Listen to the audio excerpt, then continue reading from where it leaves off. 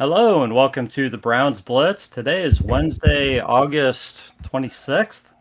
This is episode number 361. I'm your host, Rod Bloom. Joining me today is my brother, Jeff. Hey, Jeff, how's it going? Going good, Rod. Busy week.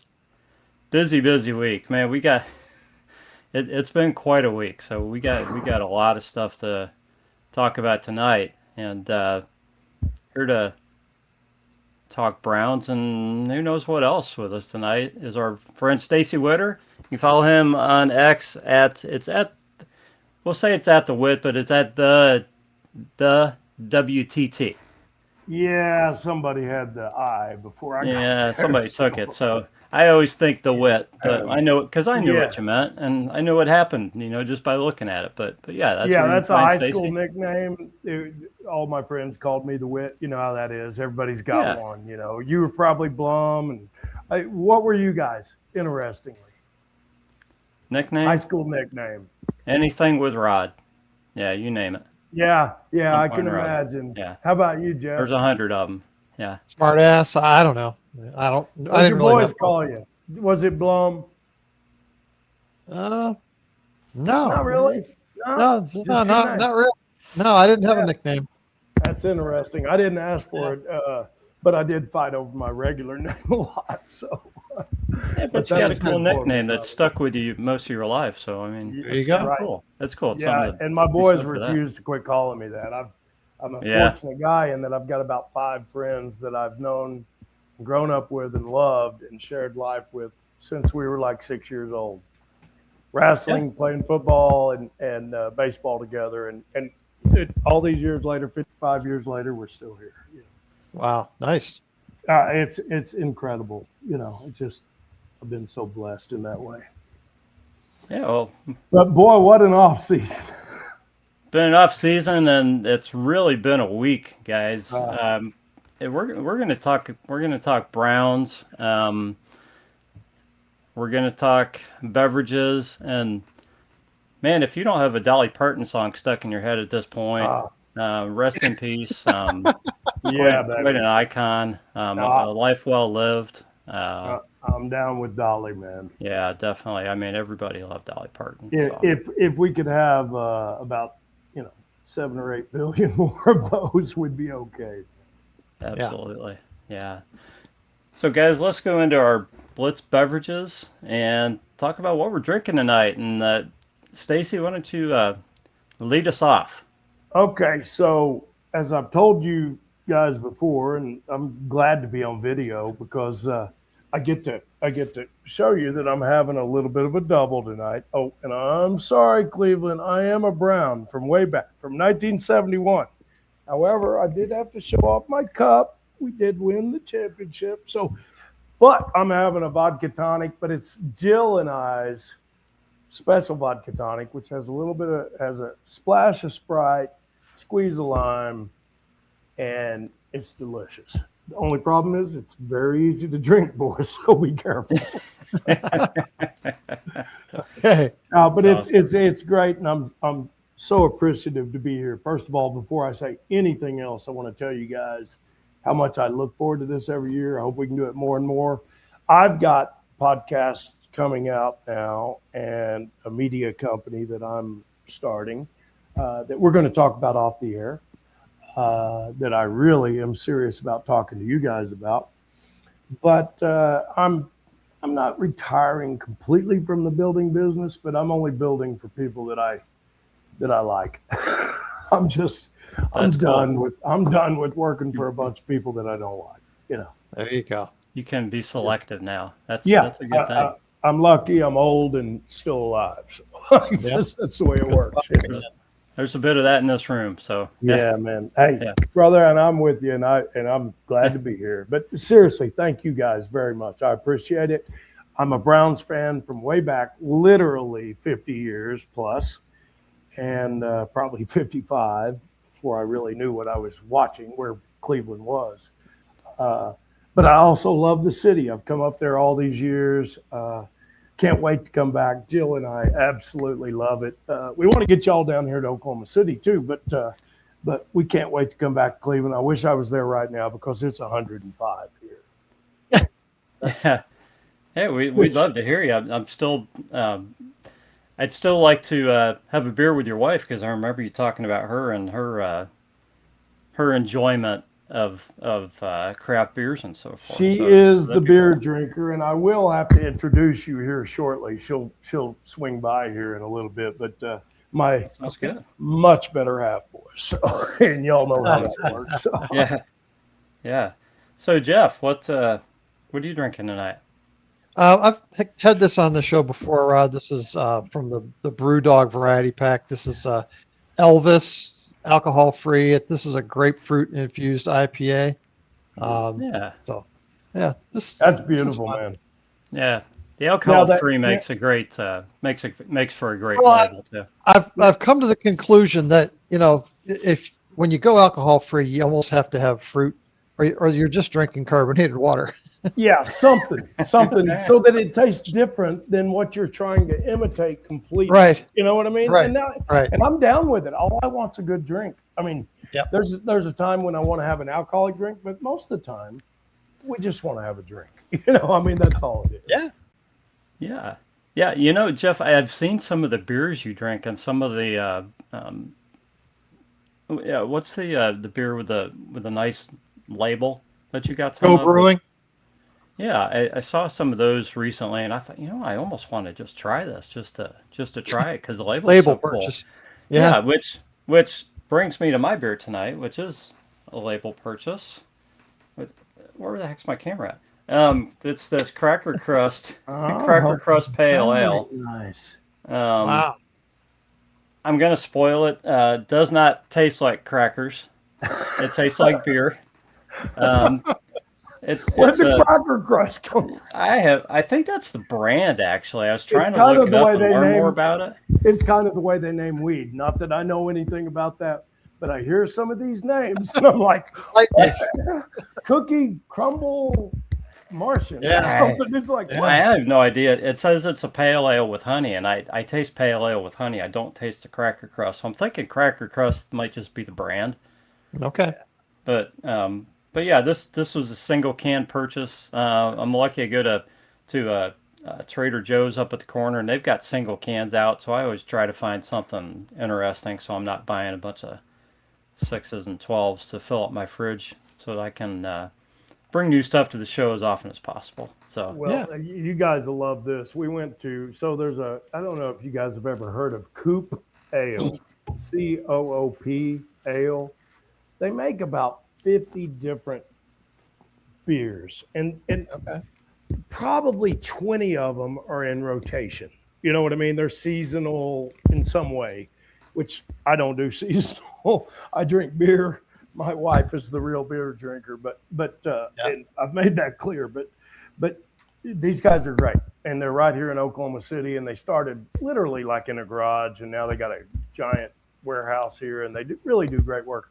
Well, anyway, we went to a football kind of an interview deal here a year ago. Well, yeah, as a result, everybody gets like 2 cases of all their flavors of beer, right? So my wife and I left there. Now she loves beer, and like she went for the strong ones right out of the bat. She can pick out the IPAs she likes, and then she goes for the stronger ones, or the ones that are darker or whatever, and she loves those. Not me. I'm looking for the light ones, and she let me have them. And then we're left with about 30 beers that are like Cracker Crust or whatever. you have no idea. We don't know what to do with, And so we had a party last weekend for my daughter's 40th birthday here at my house, live band and everything in the backyard. Really great time. But for my oldest daughter, and we tried to get rid of them. Every time we get rid of 3 or 4 of them. So we still got about 20, and I can package those up, send them to you, and then we could do, like, as you try them, as the season goes on, we could kind of try one every week or something. I could come on for 5 minutes just to see how the tasting test goes. Well, I'm always looking for new beers. I don't know if I've got space for 20. Dude, they're great beers. They're great beers, though, but I don't know nothing about it. So anyway, I apologize, Jim. No, you're good. You're good. So So cheers, guys, and Cheers. Yeah. Cheers, fellas. Good to see you. you too. As it is, all the Browns fans out there. I mean, Yeah, we're big in numbers, but quiet at times. that's right. It's hard Not to this find week. it sometimes. Oh, not this week. No, not this week. Instagram, Caleb Downs. We've not gotten those guys yet, Jeremy. So, okay. All right. All right, guys, we're going to turn off our banner here. Well, what do you guys say we move into some Browns news? Sounds Might as good. well. Probably got to A lot at some of it. point. This week, guys, it's kind of Jeff. I'm reminded of. I guess he's probably still your favorite actor over the years, Clint Eastwood, and once again the label of the good, bad, and the ugly. We got to kind of dig for the good a little bit this week, but yeah, I'm not going to label everything, but we got some of all of that this week. I'm going to start with something that. It I didn't even know how to take it when it came out, and that was the retirement of Nick Chubb. It's not like it really surprised me. Didn't make me ultra sad or anything because I mean the guy had a great career, but yet probably my favorite player. In this era. Three Yeah. knees. Three knees. The only part that makes me sad is the three knees. Yeah, I mean, what could have having- been? Yeah, I mean, he could have been bless even his greater. heart. Oh Yeah. my God! Could still be playing. Without the one right before he came to the Browns, without that one, he was, a split second faster. We know we played him in one of the greatest college games of all time, and I mean, that guy's a dude, man. I mean, and loyal as the day is long. You can't find a better teammate. That's Yeah. the knees bother me just because what could have been. He's that guy. Yeah.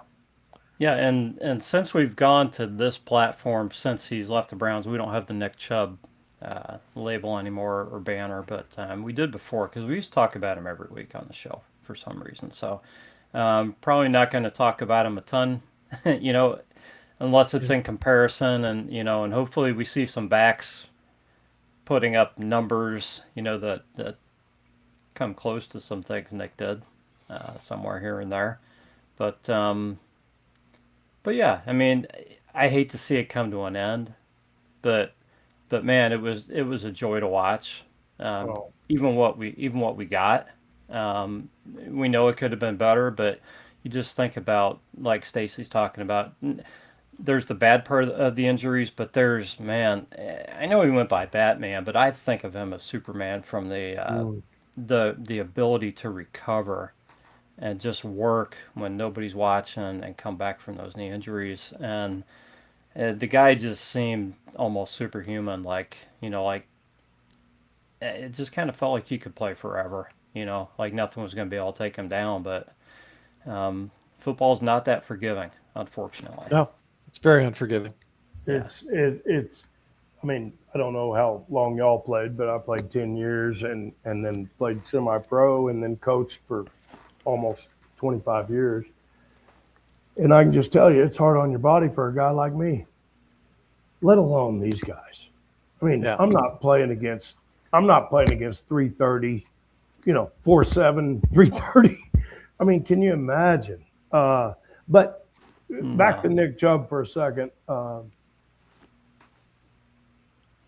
Listen, I don't know that it's possible to replace, for me, Greg Pruitt and Jim Brown in the Browns' order of running backs. But I can tell you that Nick Chubb, when I talk Browns running backs, in spite of Eric Metcalf, in spite of – dude, there's been a bunch of great ones. Yeah. But they were short-lived. Nick Chubb, Jim Brown, and Pruitt. I mean, that's it. In the Browns' history, those guys gave you a chance to win a Super Bowl because you had one of the best running games in the NFL. And when you have that, what really, made me sick about the Baker thing, and hey, Baker's gone. I ain't worried about that anymore. But what made me sick about it was they had that defense coming when they drafted Delpit and brought those boys in. And there was that one year where we seen, oh my goodness, what it could be, because they were this close. And we all know how professional sports are. I mean, Oklahoma City wins the NBA championship year before last. Nobody could believe it. The youngest team in the NBA. Oh my God, they're going to win 6 in a row. Yeah, no. Yes, yes, that ain't the way it works. Now, I think we got a really good chance to win it again this year because of the changes we've made. But man, we lost people that we love that are good people, and man, Nick Chubb is good people. The one thing Cleveland is lucky for, in my opinion, is that he's going to be around your city forever. And because of the way people treated him there, and he loves it, he grew up there, and it's a special place because of that, because of the Jim Browns, the Greg Pruitts that have stayed, the quarterbacks through the years that have stayed and made Cleveland home. But Nick Chubb will be back there, and Cleveland's better for it, I guarantee you, because he's a better person than he was a player, and damn, he's a good player. That's right. That's right. Jeff, just a great thoughts on Nick Chubb and his career. Anything you want to say or share? I mean, we've talked 361 shows, right? I think we've talked about Nick Chubb 300 times. We have. There's not much more to say about him. The good news is he's going to retire as a Brown, and like Stacy said, he's going to be part of our organization going forward. So he's a Brown. That can only be a good thing for Cleveland and for the team, for sure. That's right. Rod, pardon me just a second. Hopefully we can get back to running the wall like that someday. Yeah. Pardon me, Jeff. I just wanted to say the great thing about the Ohio States, the Oklahomas, the Notre Dames, or, the big boys, the Alabamas, is that you have this 50, 60, 70, 80-year history of the greatest players of all time that hang around the program till they die.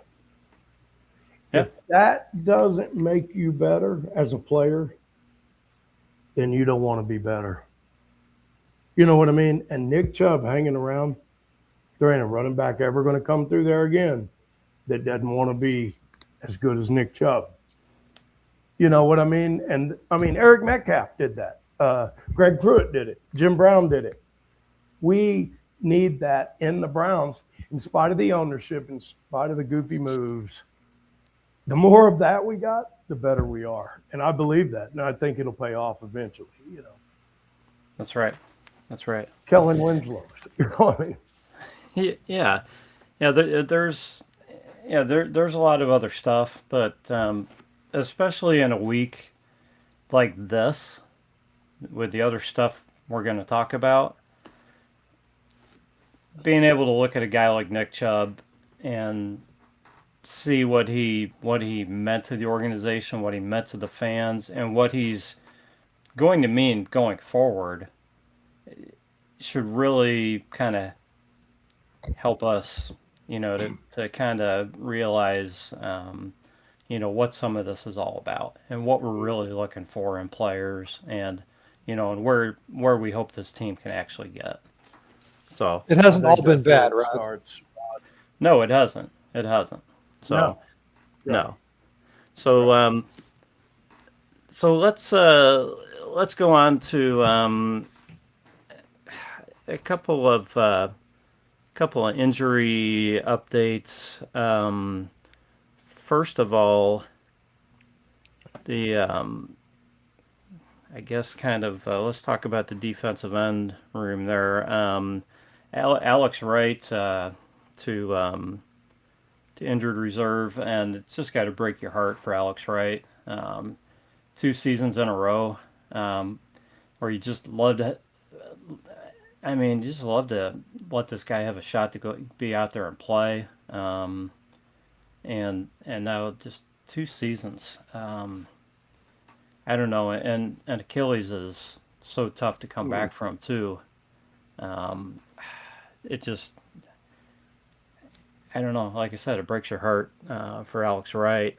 But the Browns signed Derek Barnett, and then they also activate Malik Collins, which is positive. I don't know if he's going to be. It sounds like I guess they hope he's going to be ready week 1. I would assume so if they're activating him. But Yeah. but yeah, and then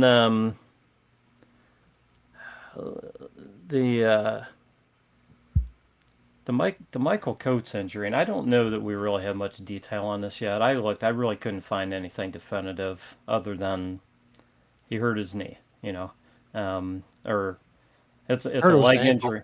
Ankle, I think. Yeah, and and he had heard it previously. So, but I haven't heard anything about tests or anything else. No, not yet. So I don't know. It's too bad because he was on the verge of. I mean, probably had a spot sewn up on the roster, and we need the depth at that position. Well, I saw really hard luck. I saw people saying that they thought he was still probably going to make the team. So I don't know what that means about what they think about the injury. I guess it's just too early to know for sure. But you hope that this isn't something so serious that he's out for a long time, and that he does get to play and contribute because. The Browns. Let's face it. They need this guy who just came in and played well in the preseason because they don't have depth at corner. Right. I guess the positive news is this kind of leaves the door open for some other guys to step up in this preseason game and kind of fight it out to see who can shine, and earn those other spots. There's a bunch of guys going to come off of waivers, or come off of or be released here that can play. Yeah, I think on the positive side for the Browns, though, I mean, you got to look at there's some real positives on offense right now. The receiver core, to me, looks better than it has in. I can't really remember. I mean, overall, and I'm talking about young guys that we're going to have play, but I think they can play. I mean, that little scat back kid, Floria or Floria, he can play. Yeah, he can. I don't know if he's going to make the team or not, but I know it's close. But listen, I'm signing that kid. He's got something, Wes Welker was one of those guys cut 3 times before he finally made it. I'm just telling you, that kid's got something. I mean, I don't have anything against him, but I wouldn't want to guard him. I wouldn't want to cover him for those last few wide receiver spots are very competitive. Well, Boston has shown. I think Boston's shown he can play, and then the other, of course, we got Judy, but Concepcion. I think he's got potential too. I think overall, though, our wide receivers have been flashing from what I've seen, and offensive line is better than I thought so far, although I'm not sure about live action. That's a little concerning. I mean, they're just young, man. Yeah, and Jeff, where do you stand on the receiver room and the offensive line that Stacy's bringing up? Because we've seen a few flashes, but our starters haven't played much. No, I like it on paper. I like the promise, but how strong do you feel about these guys going into the season? Well, I feel great about these guys long term, but this is something that we've seen in the past where we're just not ready week 1. You take you take a whole bunch of new guys and throw them into a new system, and we've been doing this every year now. New offensive coordinator, new approach, tons of player change, and it takes you 6 weeks just to figure out how to line up. So yeah, I'm concerned. I really expected this camp, this preseason, to be more about finding some cohesion among these guys, and we just don't have it. So yeah, I'm super excited about the talent long term, but I'm just really concerned about the first few weeks, how it's going to look. Yeah. No, I agree with you. I agree. One guy, and I'm kind of drifting into the game, the preseason games that have been played already. And we'll talk a little bit about the Bills game too. Devin Booth, I think he only has like 9 carries, something like that. But he's got something. He's done pretty well. Has he made? Has he? If he does something in this last preseason game, has he really? You think he's done enough to maybe earn a spot on this team, Jeff? It depends on how many backs we're going to keep. It's going to just be a numbers thing. Yeah, comes down to how he plays special teams, don't you think, Jeff? Well, yeah, he's not a the big last guy. 4 or 5 spots for sure. But when you look at the running back room, I think the 3 guys are pretty much locked in, and Raheem Sanders to me looked like the guy that I thought he could be in the first half last Saturday. Just the one cut, power back, and positive yardage on every play that we need to complement Quinshon Judkins. So I want to see more of him. I don't know that we're going to keep a 4th running back. If we keep a 4th back, it might be the fullback. Yeah. We'll have to see how the numbers shake out. But yeah, some of these guys have looked good enough, I think, to certainly be on the practice squad and help us at some point this season. Right. He probably starts out as practice squad unless he's just a special teams demon. Yeah, the problem is just fitting all these guys on the 53, Stacy. You want to have guys who contribute in multiple roles, and running back, linebacker, wide receiver. All these spots that the bottom guys traditionally play a lot of special teams. Mm-hmm. Yeah. How fast is Woody? How fast is he? Do you know? He looks quick on the field. But how fast is that guy? Devin Booth? Booth? Yeah. Booth? I have no clue. I don't know. I have no clue. I mean, he's looked pretty good. He looks quick. But, he looks quick. I just don't know. But yeah, I mean, it was hard this past week because he was running behind some pretty crappy blocking in the second half. Mm-hmm. And I mean, it's hard to know what it looks like when he's behind our number ones, if he gets there. Jeremy, I don't know what position you're playing. That was kind of encouraging to me in the game early on, but man, later in the game it got tough. Yeah, definitely tough. So guys, let's talk a little bit about the Bills game. Kind of more of the same as the Bears game. A little bit of promise early on, and then kind of gets ugly near the end when the Browns' second and third teams come in. The Browns just don't have much on defense once you get past the first and second string. They just don't have anybody right now. Well, their first is as good as it gets. Yeah, but they've got no depth, and guys are banged up, and just guys aren't playing. Yeah, I get concerned about the year overall, but their first team it's really good. I think our offense looks worse than it is in practice because they're really good. But man, depth is a concern for me. I mean, we got those tackles, those the young guys, but man, you lose one or two of the starters, and it's tough. Yeah. And Verse, I mean, Verse is he's the real deal, obviously. He is. I mean, we really haven't seen him at all yet, but Yeah, I I don't mean, think we really need to see him to know that he's going to play well. yeah, It's just a crack, matter of what type of impact he has, but we know he's going to be a player. it did crack me up when he's mic'd up. He basically did nothing the whole day he was mic'd up. It was like, I mean, he hooted and hollered On and the cheered sideline. and all that. Yeah, it's like, Yeah, why did we mic yeah. him up that day? You know? He's very enthusiastic. Yeah, he's very enthusiastic. So, Jeff, you told me you liked some of the offensive line push, especially early in the game. Yeah. Uh, what else did you see in the game as far as positives? Yeah,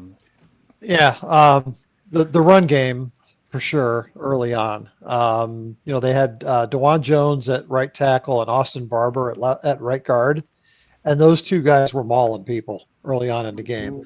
And Rocket Sanders was doing really well behind those two guys. The left side, I don't think those are guys that are going to play much in those positions. Leviston was at tackle, Zinner was at guard.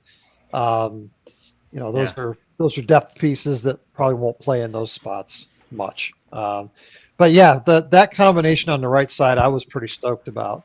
I thought Shador played pretty well. He was effective, mostly on time, is what I wrote down.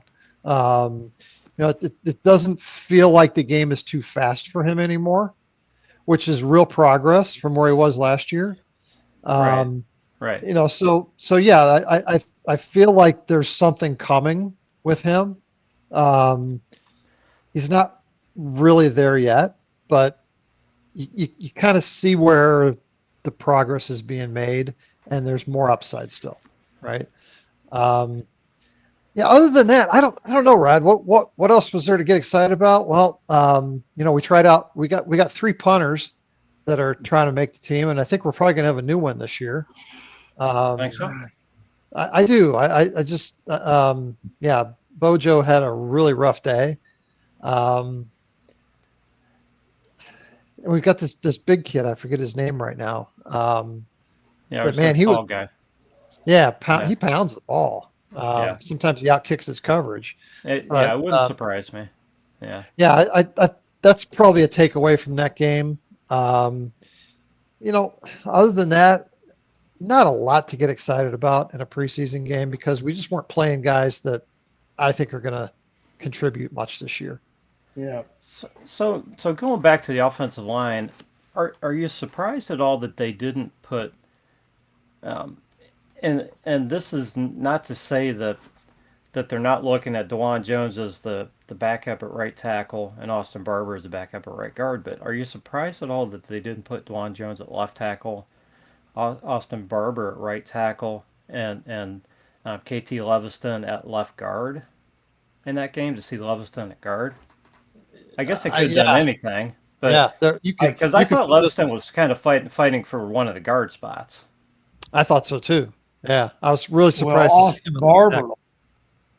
Yeah, Austin Barber. I thought we were going to get to see him play a lot more in several positions. Let's try him, tackle and guard, find out whether he can go right or left. I don't know, but the guy's got the size. He's got a lot of experience. Yeah, that kid. Well, look, he. I think they really wanted an extended look at him at guard, and he got it. And if you believe PFF, he was the highest rated player in that game by far for us. Yeah. So he had an excellent day at guard. And as I've said, Rod, I think they're going to find a spot for him sooner rather than later.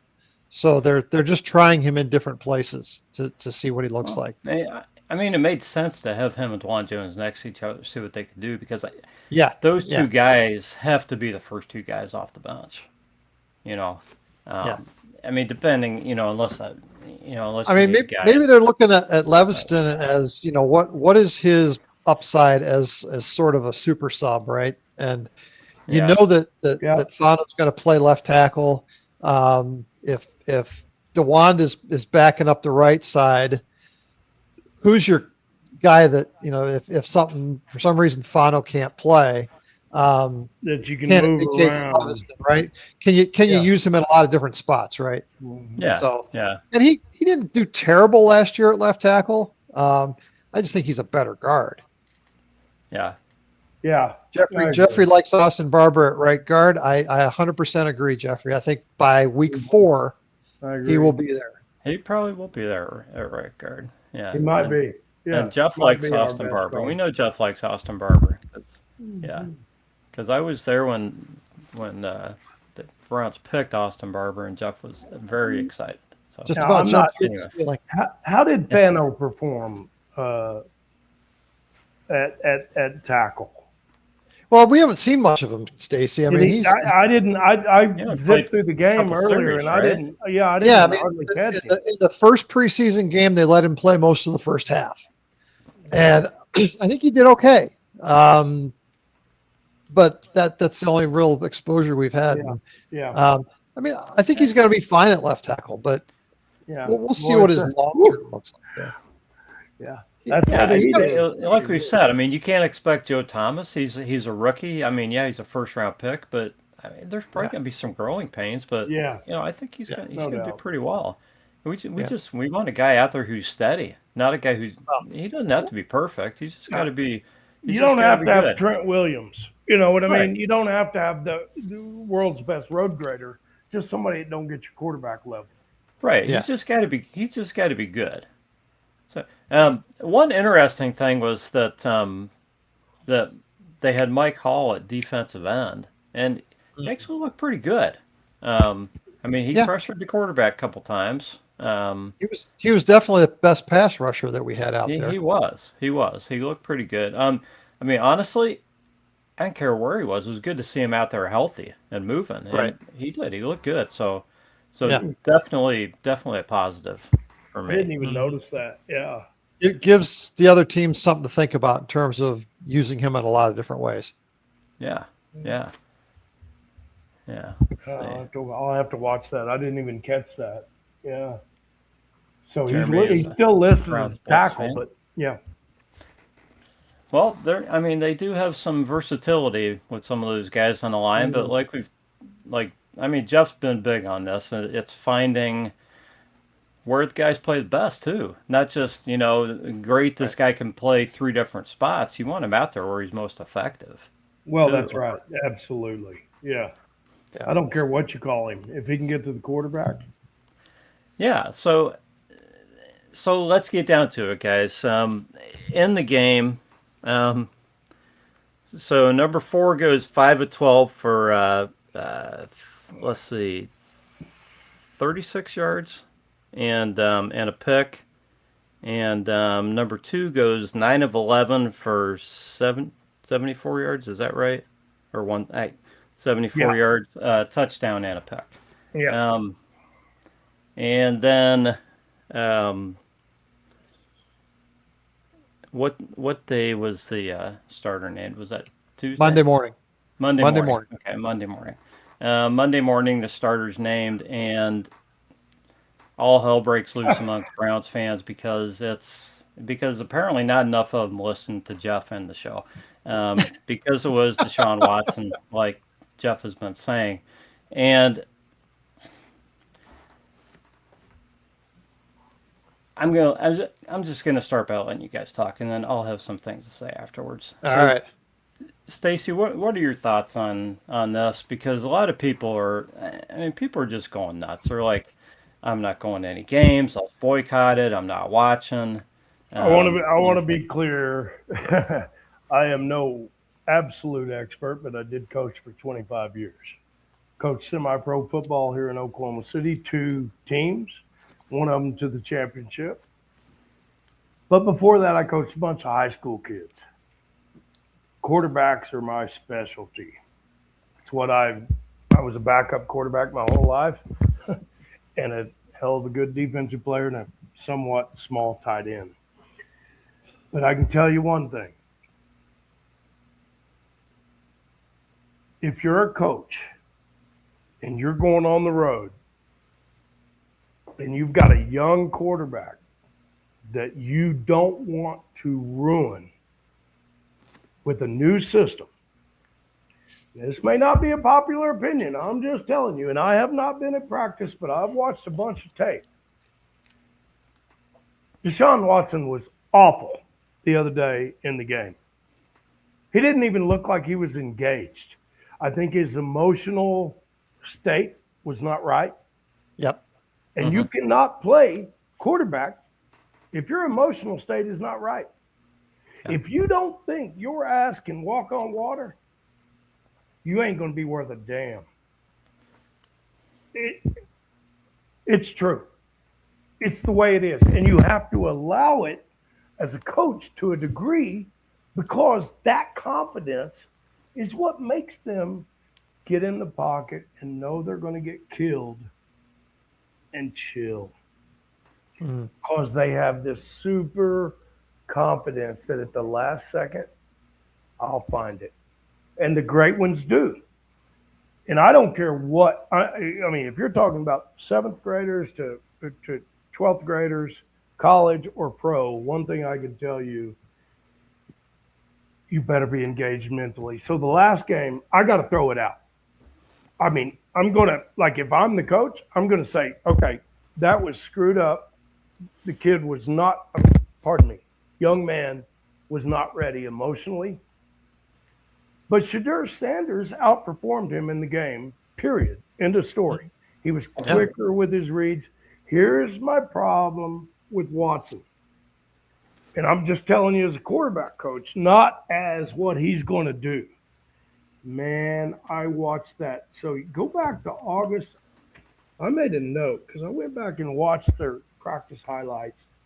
August 5th, he had a great day in practice, okay? They had a scrimmage with no pads. And I watched him. I zoomed in on him and watched him. That day, he had the best day of camp. He's not capable of playing professional quarterback. Minor league. His steps, gentlemen, were generally double what they should be. He was stretching out, leaning into throws. He had all kinds of time. There's no pads.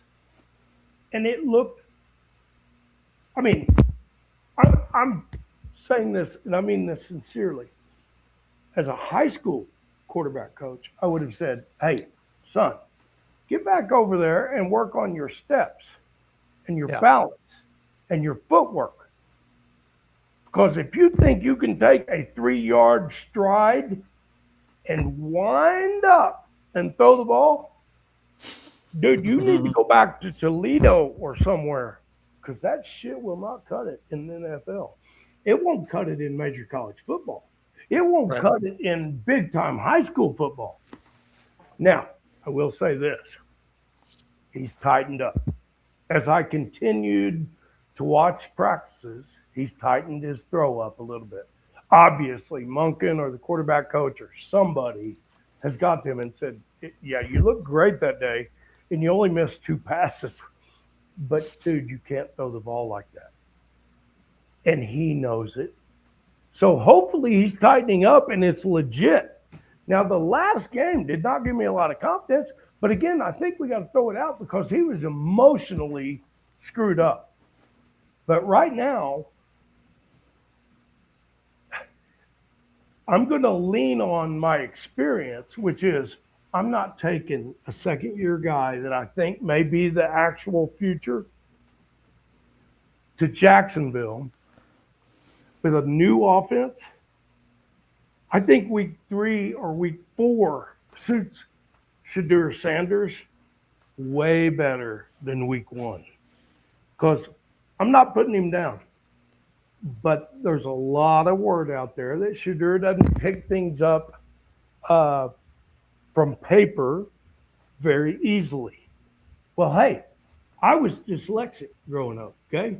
Now I read my ass off. I still may look at the word 3 times, but I do it fast. The point is, Shadur, game 3 or 4, if this, look, I'm going to shut up here. Watson's got 2 chances, slim and none, because his chance, his only chance, is to win. And if he wins, dude, everybody will shut the hell up. But Absolutely. If they're 0-2, baby, get ready for Shadur when they come home, because they don't want to hear that dog pound during warm-ups. Yeah. Because you think his emotional state was bad the other day? Oh, baby, it'll really be bad that day if they're 0-2, you know. Yeah. So anyway, that's sorry, boys, but that's the way I feel about it. I think he's getting better, but I would start him this game, but I'm not sure long term, man. Yeah. I don't know if he's got it.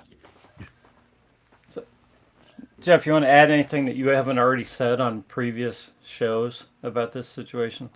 Yeah, just let me be clear. There is no future with Deshaun Watson. I agree with you 100%, Stacy, that he is not the quarterback that's going to solve any problems for us, period. Okay? Right. The reason I've been saying that the Browns start him is exactly what you just backed me up on. Yep.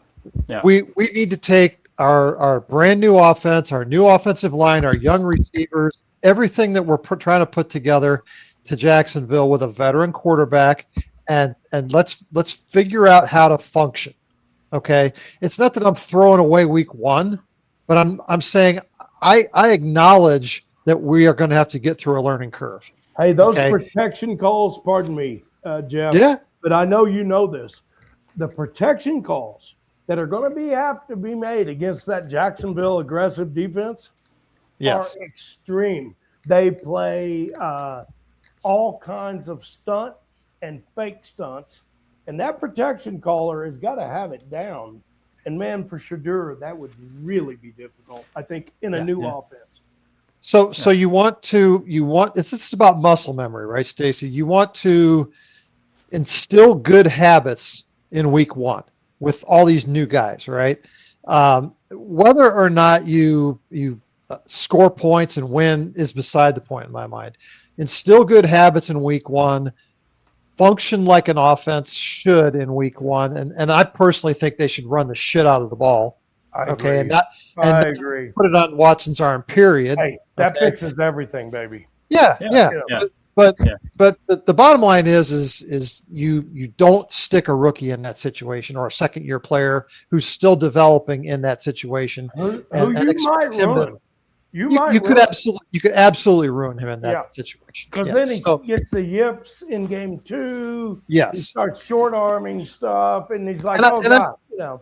I've been saying this too. And then what are you doing the rest of the season? It's not just about him. Okay, it's about the other 10 guys on offense, right? Dude, and they are young. Yeah. And it's a brand new offense for every single person except for Wallace. Right? Exactly. Yeah. Exactly. So everybody's going to blow assignments. Right. So here's what I think. Okay. This can go 2 ways. Either Watson goes out and plays his balls off and looks like an NFL quarterback, okay, and somehow we start winning behind him, right? Right. And terrific, problem solved, right? Or it'll shut us up quick. Right, absolutely. And he comes home and he's a hero, right? Or, and this is more likely, he sucks it up, okay, and now, just like Stacy said, Shador's sitting there waiting to come in and be the savior. Okay, he rides in on his horse, and he's the guy, he's the man, right? Okay, again, problem solved. Okay, so people that are burning their gear and throwing away their season tickets and their PSLs and everything, it's like committing suicide. It's a permanent problem or a permanent solution to a temporary problem. Right? Send them to me. Send them to me. I'll come up for a couple weeks. It's all going away. It's all going to be just a few games. It's going to be a few games. Hey, yes. Jeff, to your point, I want to say this, and pardon me, Rod. I No. think you nailed it 100%. In that, Dion is a coach. He knows this. Yeah. He's like, hey, I guarantee you, if the truth was told, Dion's already talked to Shadur and said, hey, you don't want to go down to Jacksonville? You know what they're going to bring at you in Jacksonville? You don't want to go down there and start with a brand new offensive line and a brand new offense. Let his ass start. Dude, they're doing Shadur A huge favor. favor. Yeah, Yes. 100%. Thank Yeah, you, 100%. Jeff. Thank you. Yes. Yes, Yeah. Rod. Dude, I think it's the greatest thing could ever happen. Who's the most popular player on the team? The backup. Always a backup Backup quarterback. quarterback. Always. Right?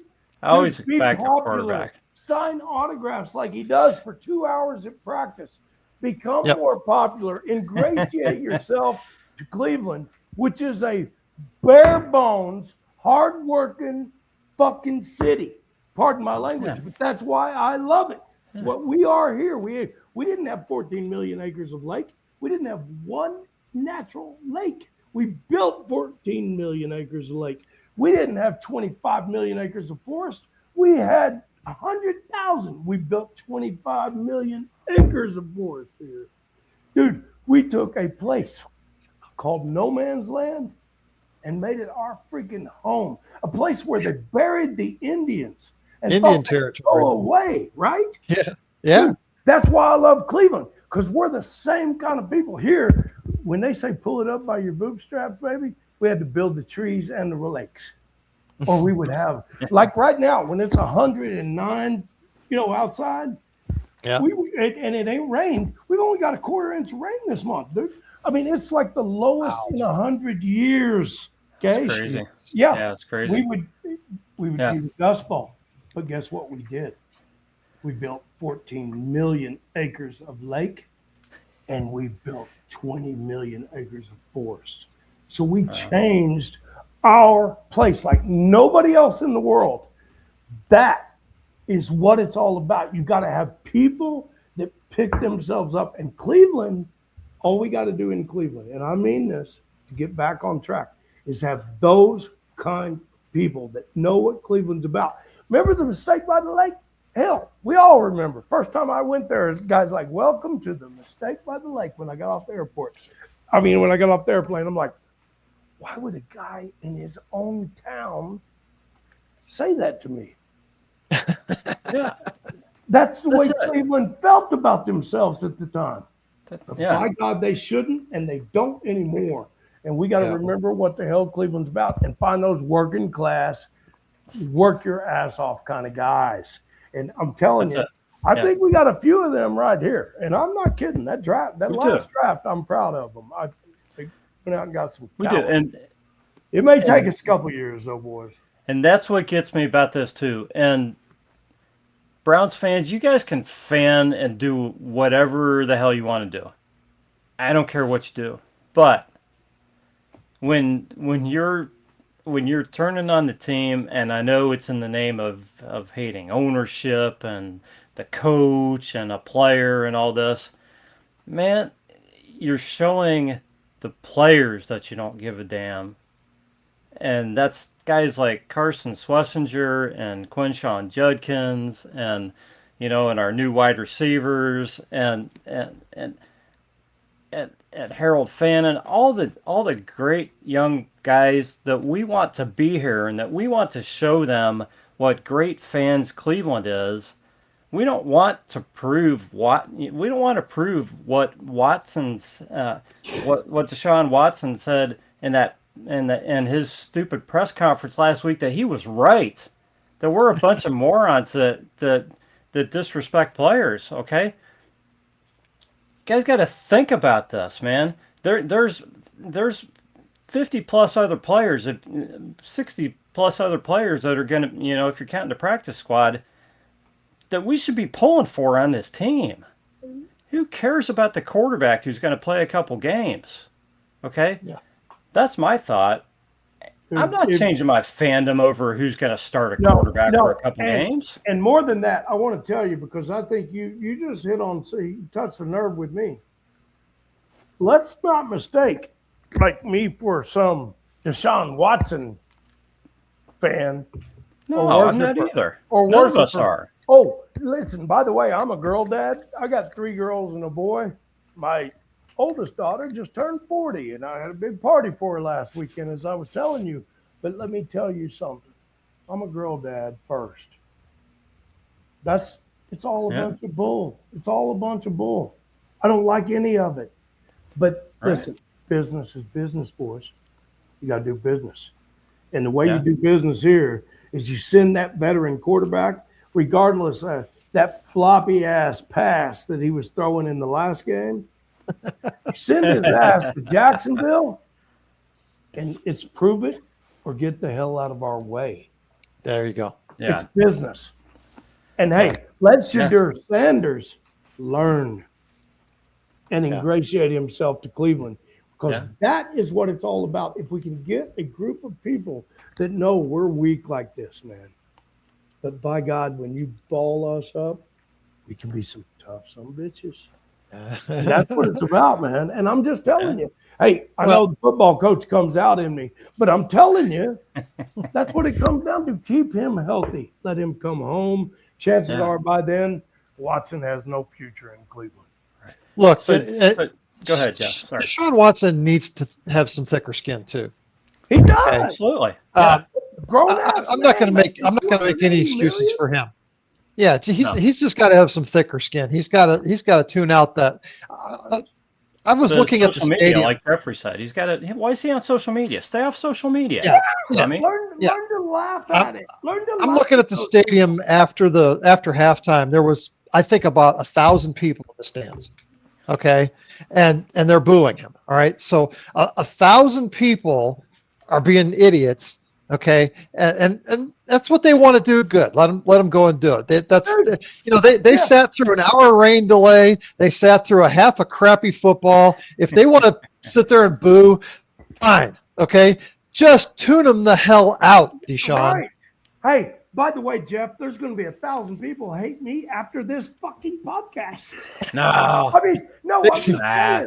I mean, There's already 1,000 people that hate me. No, my point is That's all directed toward Jeff. If you're in the public, boys, if you're in the public, my only point is, if you're in the public, we know how it is.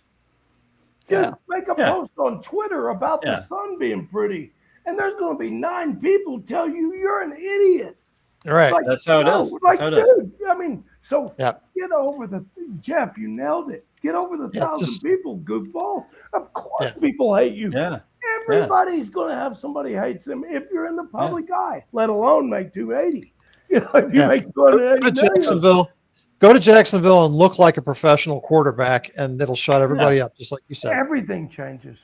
Jeff, give me an over/under on starts by Watson before Shador starts a game. Give me your over/under. 3. Oh, the over/under's 3.5. 3.5. I'm gonna take the under. Yeah, I'll probably take the under also. I think you nailed it perfect, and I'll take the under. If it was 4, if it was 3, I might take the over.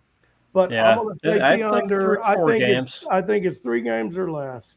Yeah. If he comes back to Cleveland, then they've won at least one of those road games.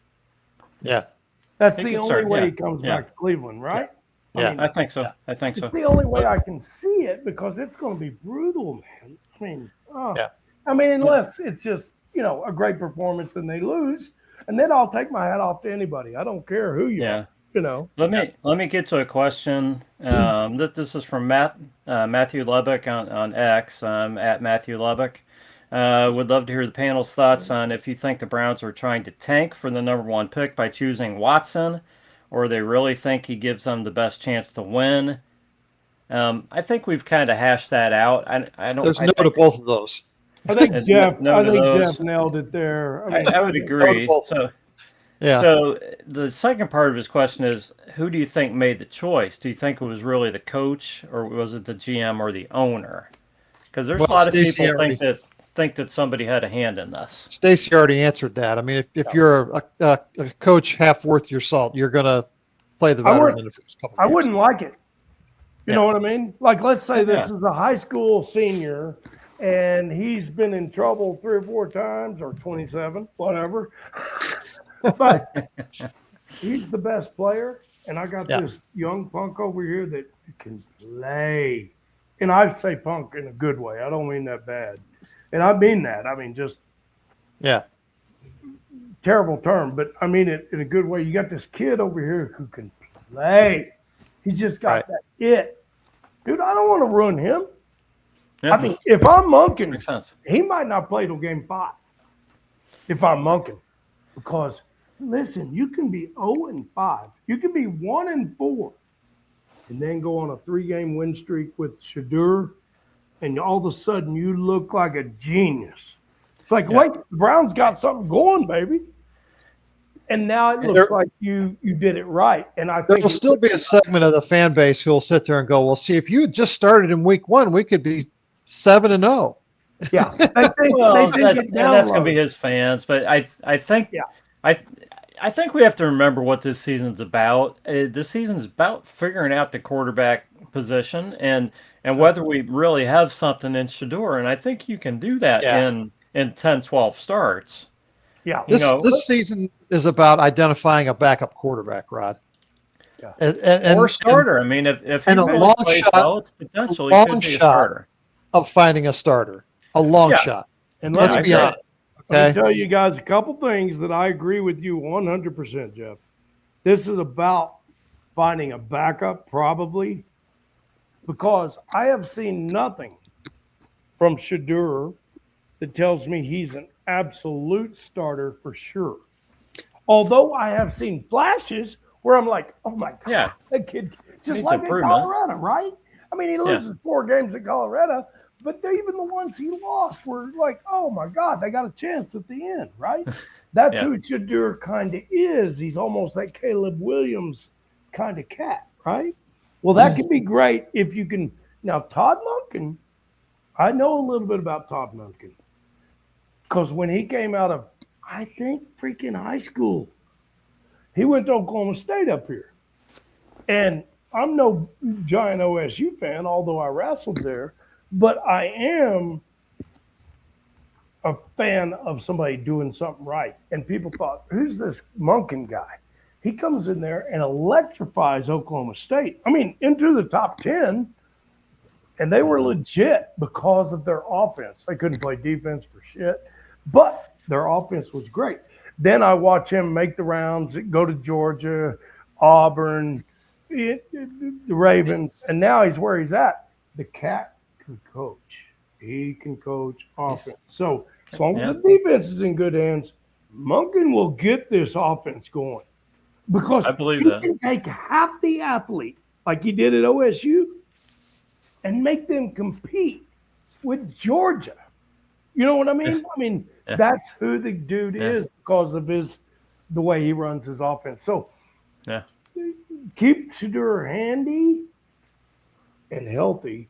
Dude, he might come in and, like, that's his kind of offense. Kind of you pull it out of your ass. There's a drag receiver coming from nowhere, but it works. It works. I mean, it works, So guys, the Browns play the Pats tomorrow night on Prime. What time's the game? 8 o'clock? Yes, 8 o'clock. I think so. It's gonna be a lot of backups. I think the exciting thing for most of us is that we're gonna see Taylon Green play for maybe a half. For me, that's exciting. I want to see the kid. I haven't seen him much at all. So we're probably going to get a half of Dylan Gabriel and a half of Taylon Green. Whole lot of backups, but I mean it's an important game. A lot of guys fighting for spots. Guys putting tape out for their futures. So it might be a lot of bad football, but man, you got to realize what this game means to the players that are out there. Too. So I actually love this week. I love this week. You get to see some guys. This is the week. You get to see guys that are on the bubble or on the wrong side of the bubble catapult themselves into. I mean, I remember, I'm old enough to remember, boys, Bill Bates. Yeah. You remember defensive back from Tennessee gets drafted by the Cowboys, late round draft pick, comes in, he's slow white boy. Nobody thinks he's going to make the team, but he's a special teams demon. And then Bill Bates ends up a Hall of Fame defensive back. You know, there's those guys, and it was that last preseason game that Bates did something crazy Well, on they the get a kickoff. shot because they get to Yeah. play a half or the whole game, you I know, think he and went you can really get soaring noticed. soaring over and made a tackle on the kickoff, and that was what cemented him getting a spot on the team. I Yeah. love this week. Hey, look, Yeah. you got to watch the first half. The second half is going to be a little bit, Well, you second never- half's going to be Taylor Green, so I'll be watching the second half Yeah, for sure right, because I want right. to see the kid. I want to see, you He know, can whip it. He I just can want whip to see it. him. Yeah. So In my mind, the best thing about this game is that it's Thursday night, and the Browns will have 17 days to figure out their roster and get healthy And get before healthy, the first right. real game. yeah, definitely. So the Pats are a 2.5-point favorite. The over/under's 34.5, and I don't think there's a whole lot more breakdown we need to do on this game because it's going to be a lot of backups in that. So, but again, we're hoping for health to get to players, you know, as many as possible come out healthy. Keep the injuries at a minimum. You want to see some guys flash to earn spots, and we'll see what happens. But let's do some score predictions. Stacy, what do you got in this one? I want to ask you one thing. What do you guys? I noticed a couple questions here about Graham, the new lineman that was drafted. Do you guys Last know year. anything about him? And I have been keeping up with him, but I haven't seen a lot of reports on him. How is he doing on the defensive lineman? Right? Talking Yeah, I about mean, he Mason was- Graham that was Yeah, drafted Mason last year. Graham. Yeah, Mason Graham's Graham. How's he doing? Yeah. Well, Is I mean, he I don't healthy? think he's played much. I mean, he was Well, banged he- up early, but I think he's healthy now, right? Yeah, he finished last year with some broken ribs, Stacy. So he played through it. They say he's in great shape now. Lost a little bit of weight, a little faster. He looks so- pretty slow, but apparently he's hard to move, which you don't have to be fast if you're hard to move, baby. Yeah, You know, I think he'll be fine. I think getting Malik Collins back is a huge thing for Mason Graham. It's going to help him a ton. yeah. What do you have, Jeremy's sacks a Mason last Graham year or fan. something? Yeah. Yeah. Okay. Yeah. Thank you, Jeremy. I just my thought is that the kid looks like you get a guy rushing on one side that is the kind of person that we've got. Well, we know that. I mean, we've had it forever on one side. But if we can get anybody else on the other side that pressures the way I think they can on this defense is going to keep the Browns in a lot of games. And I'm telling you, They should. Monken can score with half the athlete. I mean, that's what he specializes in. So Yeah. if our defense can maintain where we've been, and I think the starting lineup is as good as anybody I've seen. But if we can find some depth like the Grahams and guys that can come in there, I'm telling you right now, before we get to the predictions, I just wanted to say thank you for the question. And I think that kid can play. We just got to find out if we can find some depth, you know. Yeah. So what kind of score prediction you got for this game, Stacy? Dylan Gabriel playing. I think I'm going to make a bold prediction here. Dylan Gabriel will be the starter by the end of the year. He's the most consistent quarterback on the roster by far. That guy, he can complete 70% of the passes. He can do all the stuff, and he is smart. We had him for 2 years here. I'm just telling you, he came in, learned it, knew it, could do it. 24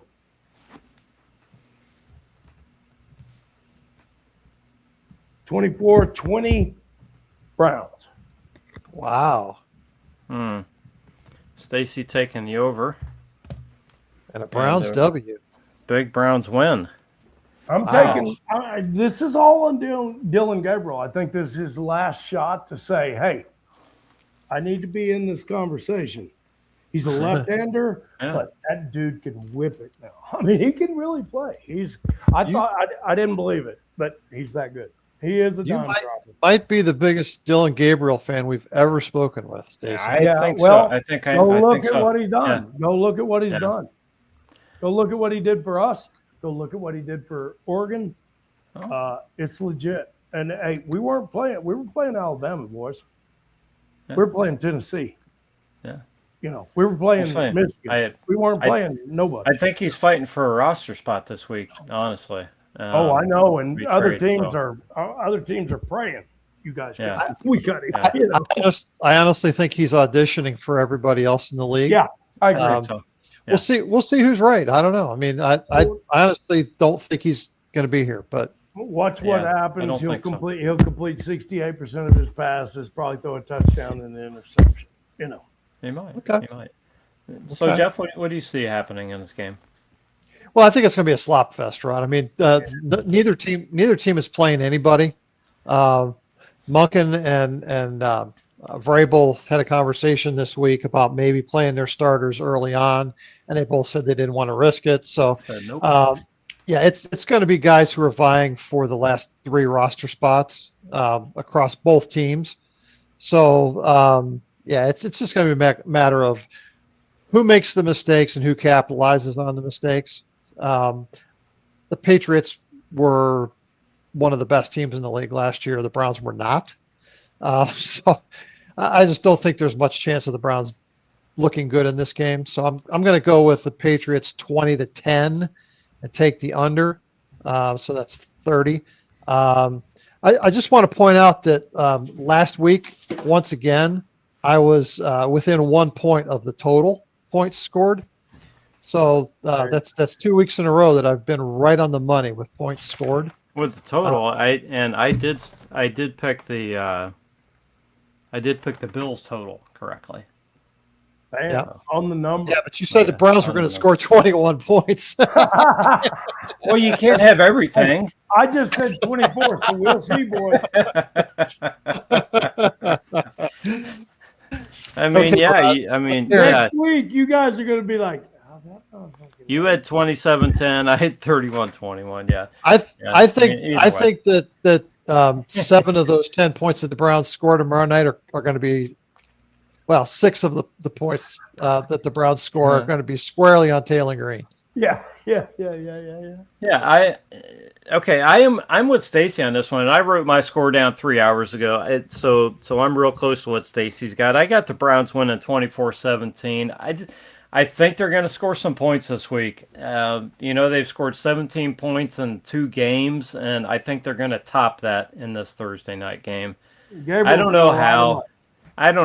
I just think they're going to find a way to score some points, whether it's on defense or special teams or Taylor Green running the ball in.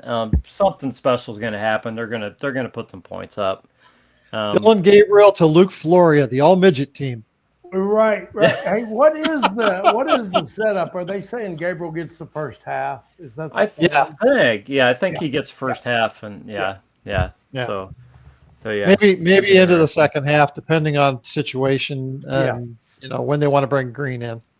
Well, I love that because again, this is a big week. There's a lot of guys out there. There's a lot of guys not playing that we all know, but there's a lot of guys you're going to want to draft in your fantasy league. Playing this week, I guarantee you. Right. Yeah. Jeff's pretty much taking the under on everything, Jeremy. He's taking the under. Whatever you want to call it. Until Munkin proves that he can score points, I'm taking the under. I think they're gonna score some points. I mean, I think Munkin's offense is gonna come alive. Hey, I'm not feeling great about the win, but I think they're gonna score some points this week. We're averaging 8.5 points so far in the preseason. I think they will score more points than they did in the first 2 games put together in this game. Well, so do I. I'm feeling good about that. That's not saying a lot. That might not even be enough to win. It might not be enough. It might not be. So, all right. It's awful. Well, guys, let's get some final thoughts here. So, Stacy, man, it's been a blast talking to you. What would you like to leave everybody with tonight? And first of all, I just want to appreciate you guys for the job you do.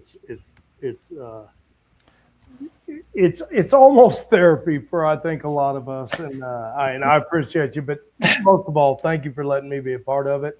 To all the Cleveland people, I just want to tell you that I am a Brown. I have been a Brown since 1971 when one of my favorite players, Greg Pruitt, got drafted there, and then went on to average almost 7 yards a carry, up there with the best in NFL history. He's a great Clevelander now. He was here just the other day. I seen him just the other day down at OU. But I just want to let Cleveland know that the future is bright if we can figure out quarterback.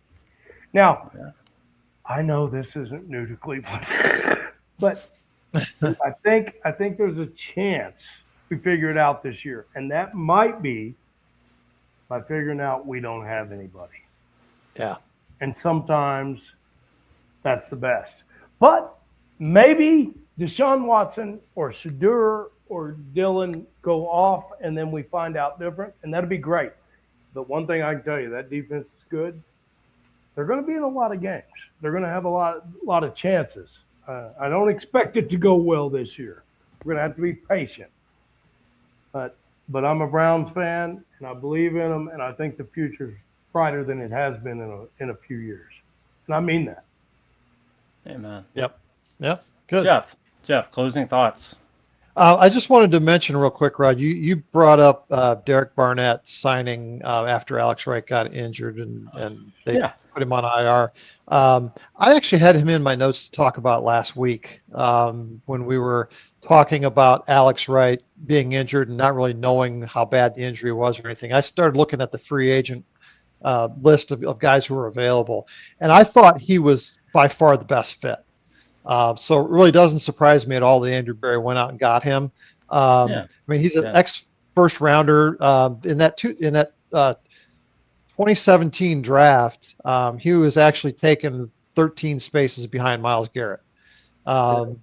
He could play. Okay, he's not going to be a huge numbers guy, but neither was Alex Wright. So I honestly think that Derek Barnett is going to pass Isaiah McGuire pretty quickly once he gets up to speed here.